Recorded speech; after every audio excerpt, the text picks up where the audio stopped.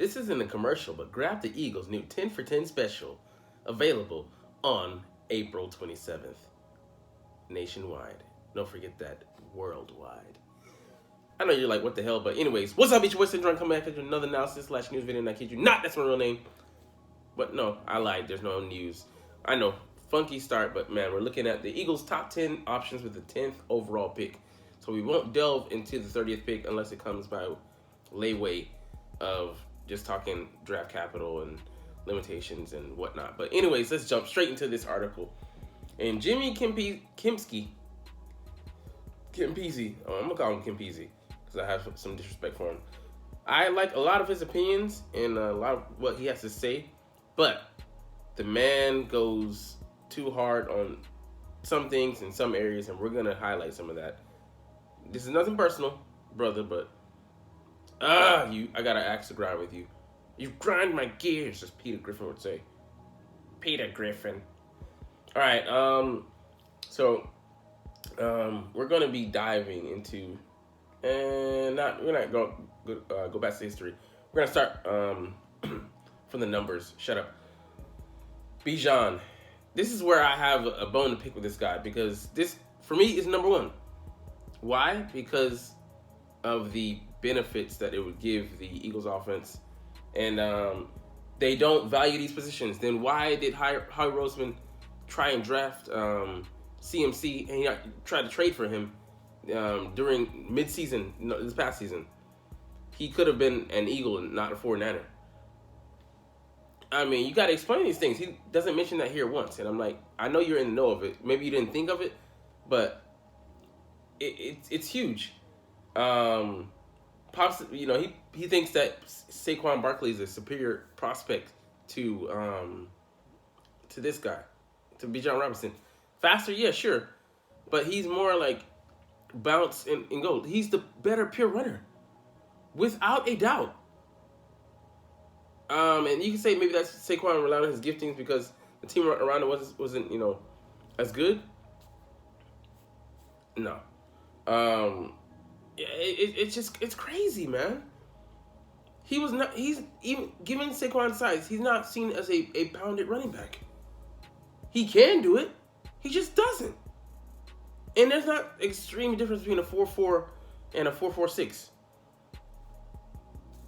I mean, it's just wild. I know it. I know that Bijan didn't run as fast as he doesn't look as fast on tape maybe as his time. But that, being said, I mean, I don't need a guy who's a home run threat. Even though he kind of is just with his running style, which is crazy, but mitigates his supposed lack of game-breaking speed. I mean, it's just insane. I want a guy that gets first downs, that puts us in good position, that gets the hidden yards, that both prodigies from the Penn State system, pause, not criminals, are going to give you.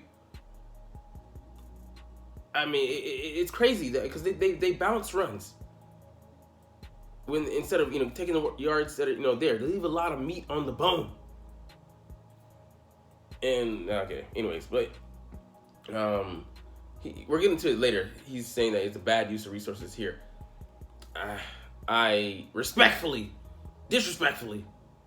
disagree. And he's saying Jalen Hurts, this is one of the prime things where I'm like, it's just such a bad example.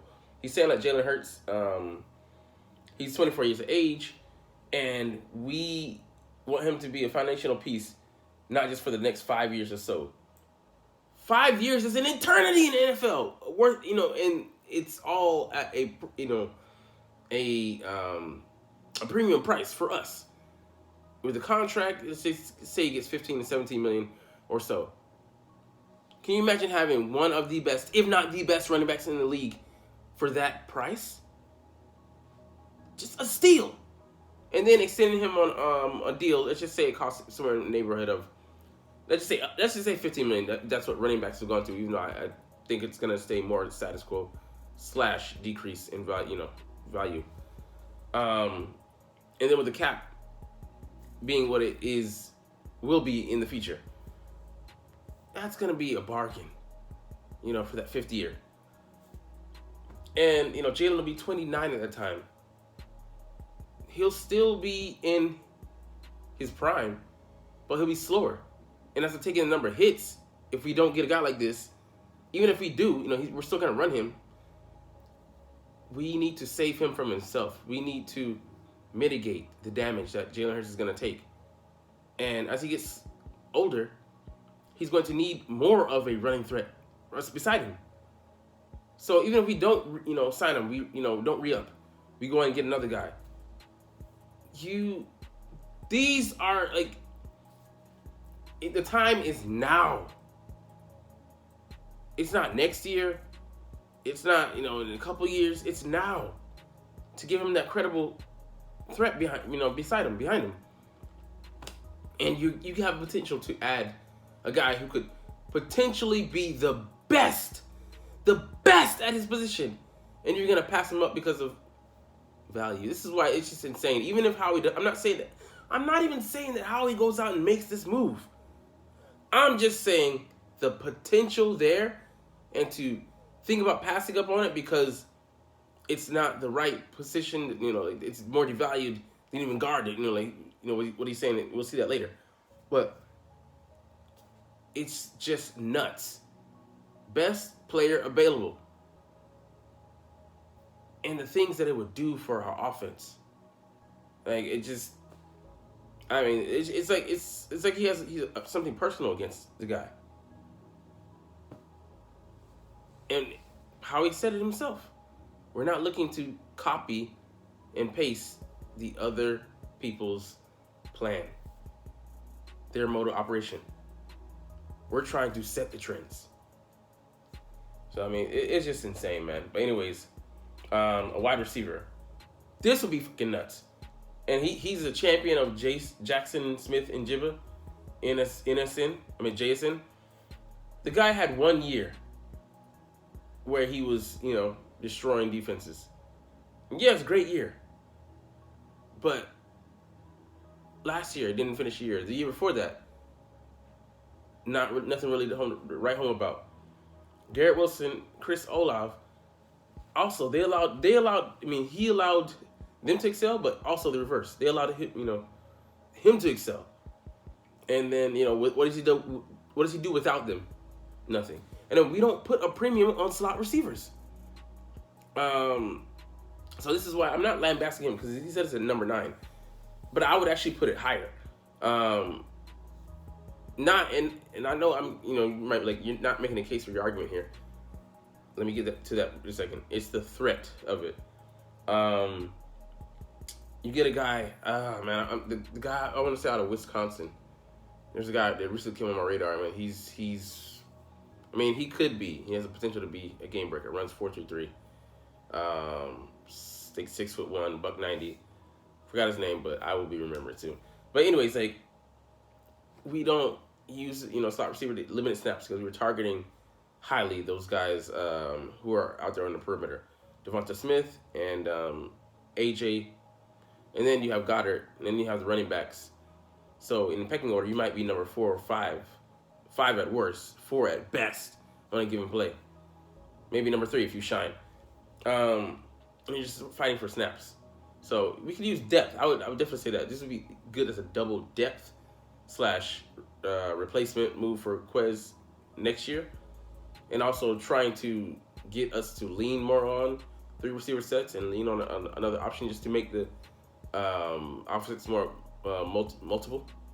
But it just, as is, we're built to run through 3 guys. Pause. We're on the OnlyFans. But yeah, so it's not highly valued, but I still would put it at number 5 at the least. Because it's not high on my priority list, or number 4 or 5. But I think it's something that needs to get done for the future and also for now. But also, the guy who I just talked about could mitigate some of this by being multiple. Anyways, let's see. Number 8, trade the pick for a veteran player. Number 8, this deserves to be at number 9 or 10 because, let's be honest, we did that last year. but we just don't have the cash, the fundage to back this move. Even if we trade for a guy like, for example, a Devin Smith, what are we gonna do? But use him for a year and then let him go out there and get paid. Maybe get a compensatory pick the following year, but it's just not a smart move, financial or capital resource wise, in finances or draft capital. We just be wasting. If I would say if we were a couple players away, if we're a piece or two away, sure, but we're not. I would say we need about four to five guys. I would say 4 to 6 guys to really get there. Maybe I'll mention those in the video now. I'll just mention them now. O-line depth, guard and tackle, running back, backup tight end, slot receiver, safety, starter or depth, and corner depth. See, I just lied.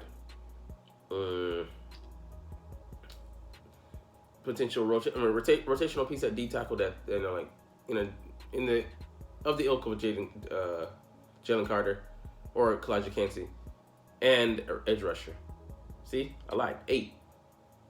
Like I would say those 6. If we get 6, man, we're set. If we get 8, dynamo. I'm fucking up my words here. Anyways, I was saying dynamo and dynamic. Okay, yeah, defensive tackle. Yeah, if we get one of these guys, Jalen Carter, I'll put it at number 7. I would say that's pretty accurate. I just don't think it's 6 or 7 because I don't think it's something that we absolutely have to have. We brought in so many guys, and let's just see what cream rises to the top. If we add another guy in a draft for the future and just for the sake of having depth there this year, we'll be good. We don't need to be great. And I think it's gonna be hard. It just be hard to replace what we lost in Gravedigger, in Hargrave. It's just not gonna happen overnight. So even if we brought in Jalen Carter, it takes most time for these guys to develop most times. And even in a rotation, he's gonna make mistakes and errors. So he's not gonna be a finished product like Hargrave. So, all right, settle on a guard. This would be a horrible idea. I put this at like 9 or 10 because it just picking a guard. Yeah, but I just don't think we should spend the draft capital. Plug for a year and then because we have so many picks next year, we can't address everything this year. So that is also the worry. Trying to your eyes are too big for your stomach. The priorities. Like for me, the priorities should be running back,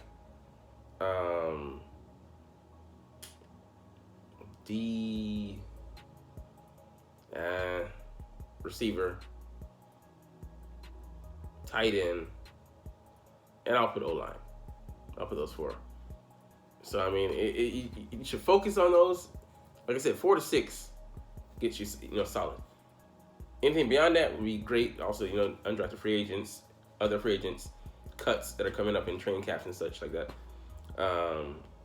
We'll see what happens, but selling on the guard would be a bad idea because with this line, I mean, it's not even that I don't put a premium on them, which I mean, for me, all positions are valuable, but we have 4 outstanding players, some otherworldly players as well on that line. You put an average guy there, he's gonna look better, play better, just because of the guys who's next to him, and one player is not going to be enough to destroy that cohesion on that line. So, for me, this is 9 or 10 because it's just a horrible idea. Left tackle Skoronsky, I mean, no short arms. Like, I just don't want to see, have, potential for a guy to struggle. But, it is what it is. Like, I don't. He is what he is, and but it's also a projection, so we don't know. Just don't see it. Cornerback to eventually replace Darius Slay. I put this at 9.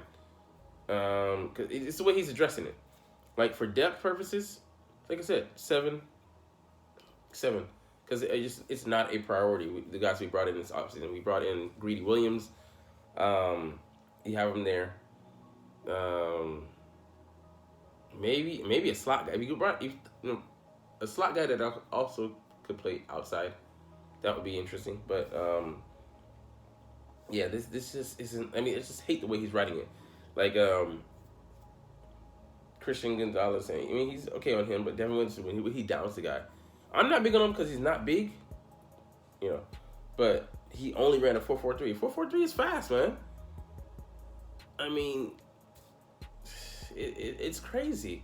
Like, he played outstanding this past year.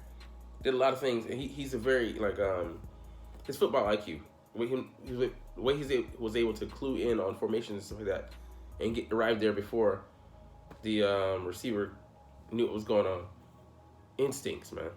Like, so he just has his favorites, and he lets it get into the way of his, seeing things from a pure standpoint. So it's just a ding on him.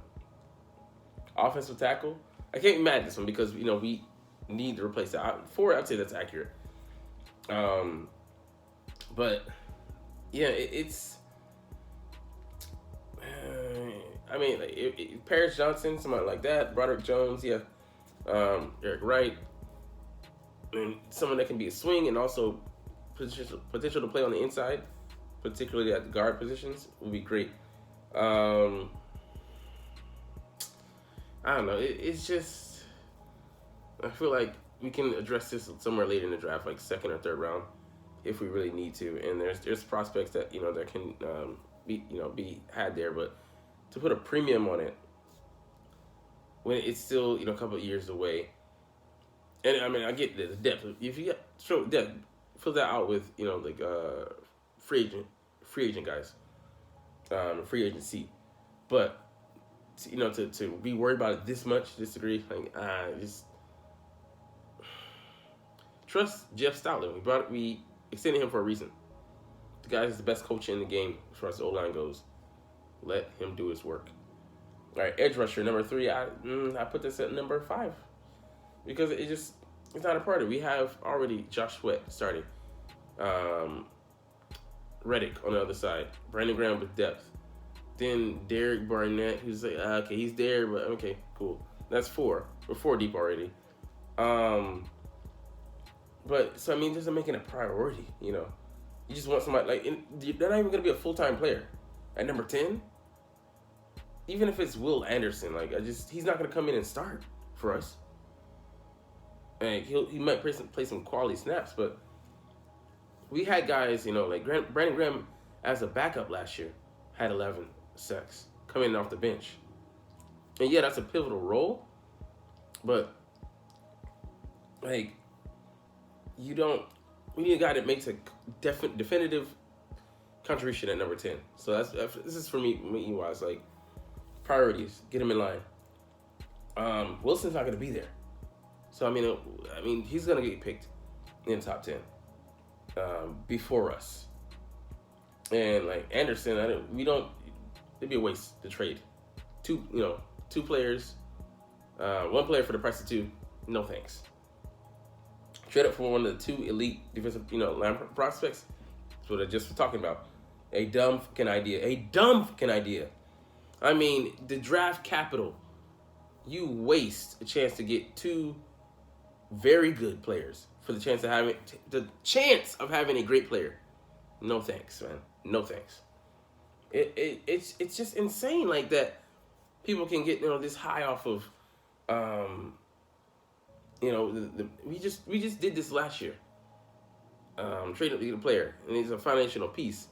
But you can't keep you have you put yourself in this position multiple years. This is the 2nd year in a row we've had multiple first rounds. We had like 3 last year, and yeah, we waylaid that. If you don't see the value there, make a pick with somebody, but waylay some of those into the future. But if you keep doing that, and especially if there's talent there, like, and you look back on the draft and there's guys that you could have had and you traded out. Oh man, it's you're gonna get lambasted for that, and rightfully so. Stop getting cute. We're gonna have a glut of picks next year. Bank on that, there's a guy out there that has great value, go and get him. This ain't Walmart. You ain't gotta question your eyes or the product. The draft is a crapshoot. Anyways, take your shot. But yeah, it's just a horrible idea, man. Trade back. I mean, I actually like this as number one because we should. We only have 6 picks. We have a 1, a 2, a 3, and 2 7s, which are just at this point. Trade back in the first round into somewhere into the early teens. Ideally 13 would be great. 14 maybe. Yeah, 14 or 15. I'll say 15 at the worst. Select Bijan. You pick up maybe a third, 4, 5, 6, some of those. Try to get at least 2 picks, maybe 3 if you can. So you can also use that as further draft capital to trade later in the draft. Number 30 is gonna be a glut of players, and maybe 3 or 4 players that you like. So use that. Someone that wants to get a potential 5th-year option, trade back 5, 6, 7 spots. Draft Ade, the northwestern D lineman, and pick up again some 4, 5, 6s and maybe a 3, and there, you've created yourself some space there, allow yourself to gather some, recollect some picks, and yeah, man, this is the way that it should go. But I got a bone to pick with this guy. He knows the fuck out of me. We'll get another one of his articles here, and what he says we should do. Because Howie does what? Howie loves to trade. So will Howie trade up, trade back, or stay put at number 10? And history tells us, I'm not going to go over the numbers. History tells us that he's going to trade down. You've done that not even several, dozen or so times under his watch. Trade up, he's rarely done that. For me, this is the number 4 option. Just like I said, it's the worst option we could do because we already have limited resources by way of picks. Why limit those even further? And then you're going to sacrifice potentially your future picks next year? Nah. For one player? Yeah, just dumb. We're not one guy away. Get out of that fucking mindset. Stay put. For me, this is number 2 because I'd be fine staying put and selecting Bijan and then using the number 30 pick and, trying to get more resources because people are going to want to, get up into that space for several reasons. Value to be had there, a guy that they had their eye on that dropped, and that first, that 5th-year option. It's only limited to the first round. Trade for some stud veteran guy. Number 3, because we can trade for him, cool, but can we keep him beyond this year? I don't think so. So, anyways, this is going to be in the video. The video there on the right you see. Yes, that's correct. Anyways, you're not even watching, though. It's all good. I stumbled and bumbled through this, so hey, man, it is what it is. Not my best video, but it's all good. Like I said, you're not even here, so it's all good. Said that for the last time. It's all good. Anyways, as always, it's Fly Eagles Fly. And let's motherfucking go! Like, comment, share, subscribe Thanks for watching. Check me out at Cintron, Cintron Anime, Cintron Life, or Cintron Laughs, or other social media.